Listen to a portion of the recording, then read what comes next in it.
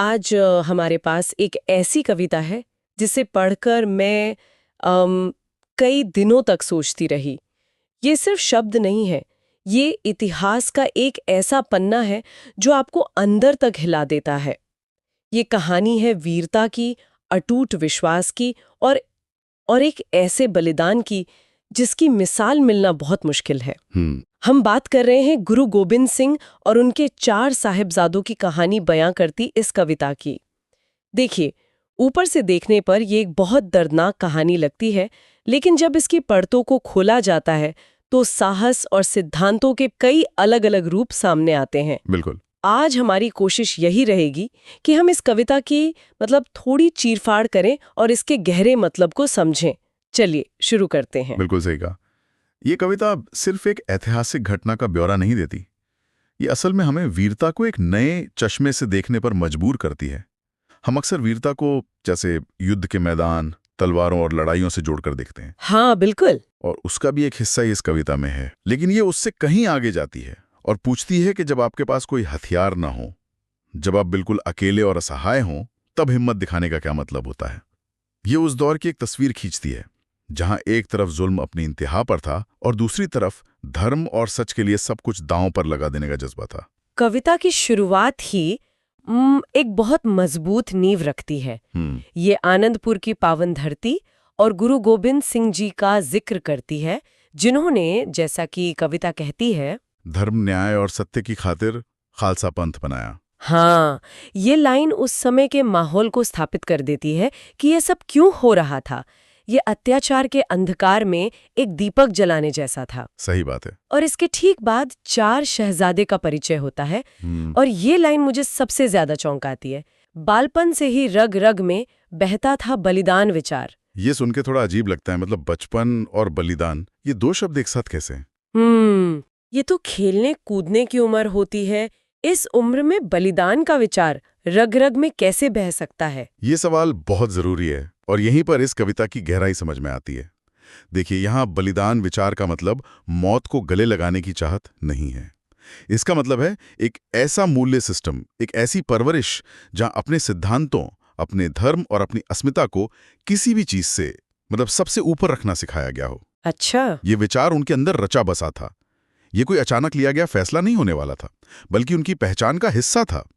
कवि पहली कुछ पंक्तियों में ये साफ कर देता है कि हम जिन किरदारों से मिलने वाले हैं वे साधारण बच्चे नहीं हैं, वे एक विचारधारा के प्रतीक हैं। समझ गई। तो ये एक तरह से उनके आने वाले इम्तिहान के लिए जमीन तैयार कर रहा है, और वो इम्तिहान बहुत जल्द आता है, एक दर्दनाक मोड़ के साथ।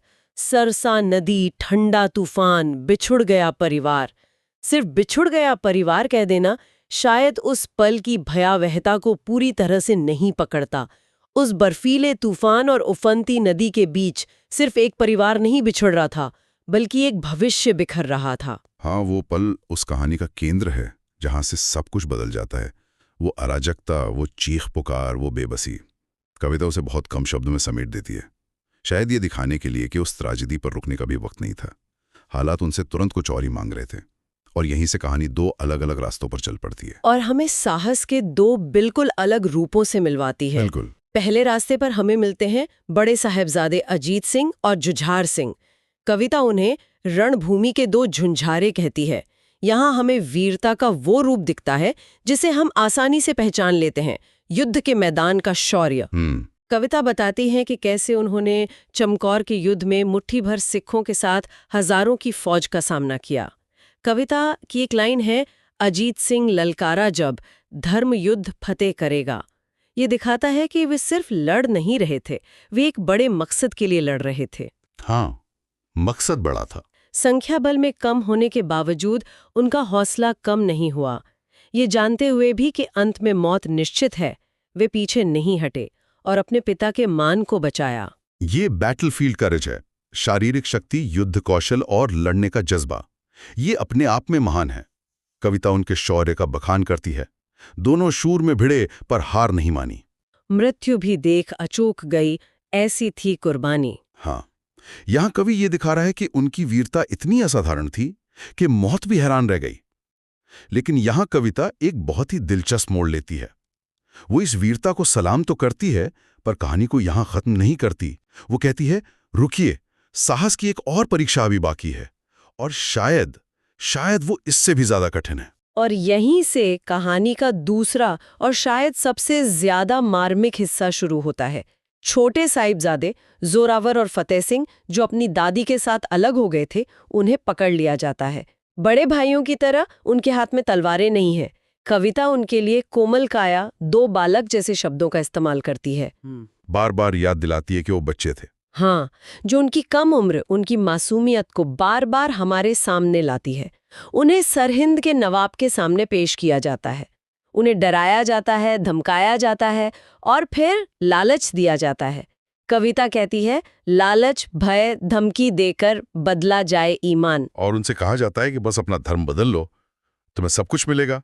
लेकिन उनका जवाब होता है, पर साहिबजादों ने ठुकराया, झूठा बेईमान मान। अगर हम जरा पीछे हटकर बड़ी पिक्चर देखें तो यही कविता का दिल है।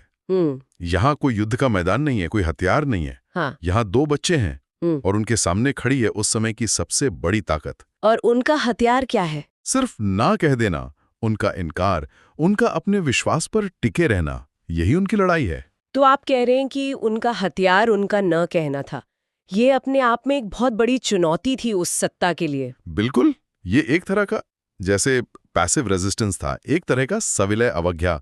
बड़े भाइयों ने तलवार से लड़कर वीरता दिखाई, छोटे भाई अपने सिद्धांतों पर अड़िग रहकर बिना झुके, बिना डरे वीरता की एक नई परिभाषा गढ़ रहे थे। उनका साहस शारीरिक नहीं बल्कि मानसिक और आध्यात्मिक था। और अक्सर इस तरह का साहस जुल्म करने वाली सत्ता को और भी ज्यादा चुभता है, क्योंकि इसे तलवार से हराया नहीं जा सकता। उन्होंने ये साबित कर दिया कि सिद्धांतों की ताकत किसी भी फौज से ज्यादा हो सकती है। और जब लालच और धमकी काम नहीं करती, तो जुल्म अपनी आखिरी हद पार कर देता है। कविता का सबसे दर्दनाक हिस्सा आता है जब नवाब हुक्म देता है, हुक्म हुआ दीवारों में जीवित चुनवा दिए जाएं। ये सुनकर ही रूह कांप जाती है। ये कल्पना करना भी मुश्किल है कि उन दो छोटे बच्चों पर क्या गुजरी होगी। इस सीन की इंटेंसिटी को महसूस करने के लिए एक पल लेना जरूरी है। ये सिर्फ इतिहास नहीं है, ये इंसानियत की परीक्षा का पल है। कविता के अनुसार वे मौत को अपनी ओर आता देखकर भी घबराते नहीं हैं। दीवार ईंट दर ईंट उठती रहती है, पर वे अपने विश्वास से दिखते नहीं हैं। और यहीं पर कवि एक असाधारण तस्वीर खींचता है। दीवार उठ रही है, जो उनके जिस्म को कैद कर रही है।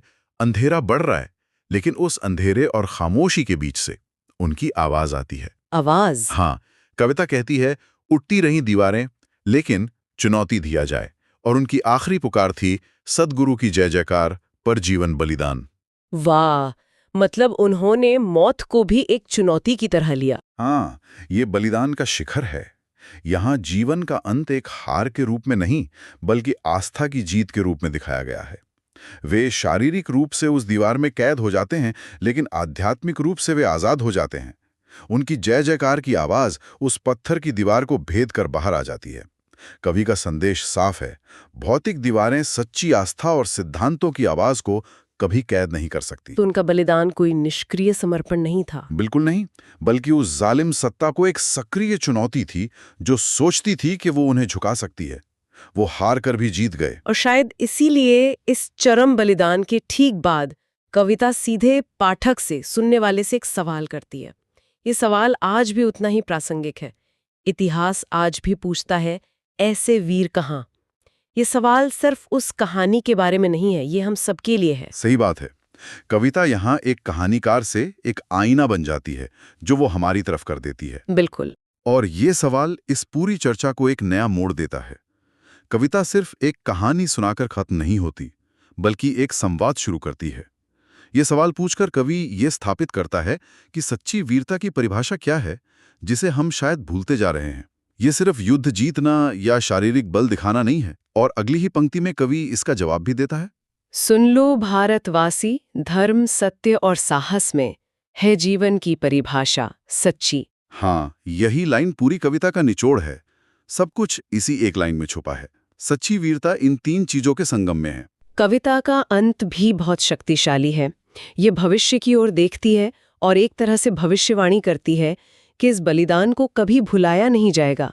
जब तक सूरज चांद रहेंगे ये कुर्बानी पूजी जाएगी। ये सिर्फ एक काव्यात्मक पंक्ति नहीं लगती, इसमें गहरा विश्वास और संकल्प झलकता है। यहाँ पूजी जाएगी शब्द का इस्तेमाल बहुत सोच समझ कर किया गया है। कवि ये नहीं कह रहा कि याद की जाएगी, वो कह रहा है पूजी जाएगी। पूजा उस चीज की होती है जो आपको प्रेरणा देती है, जो आपका रास्ता दिखाती है। अच्छा। इस शब्द के जरिए कवि इस बलिदान को एक साधारण दुखद ऐतिहासिक घटना के स्तर से उठाकर एक पवित्र गाथा, एक प्रेरणा के शाश्वत स्रोत का दर्जा दे रहा है। ये एक ऐसी विरासत है जो आने वाली पीढ़ियों को हमेशा याद दिलाती रहेगी कि सिद्धांत और आस्था की ताकत क्या होती है। और ये विरासत सिर्फ एक समुदाय की नहीं, बल्कि पूरी मानवता की है, क्योंकि साहस और सत्य की कोई सीमा नहीं होती। तो आज की इस पूरी बातचीत का निचोड़ क्या है? मेरे लिए तो यह है कि ये कविता हमें एक ही परिवार की कहानी के जरिए साहस के कई अलग अलग चेहरे दिखाती है। एक साहस है जो तलवार उठाकर दुश्मन से लड़ने में है, और एक साहस है जो निहत्थे होकर जुल्म के सामने न कहने में है। ये हमें बताती है कि वीरता की कोई उम्र नहीं होती, और सच्ची शक्ति हथियारों में नहीं बल्कि अपने सिद्धांतों पर अडिग रहने में होती है। और जाते जाते सोचने के लिए एक विचार, कविता पूछती है, ऐसे वीर कहाँ हैं? शायद इससे भी गहरा सवाल यह है कि आज के दौर में हमारी अपनी जिंदगी में वीरता का मतलब क्या है?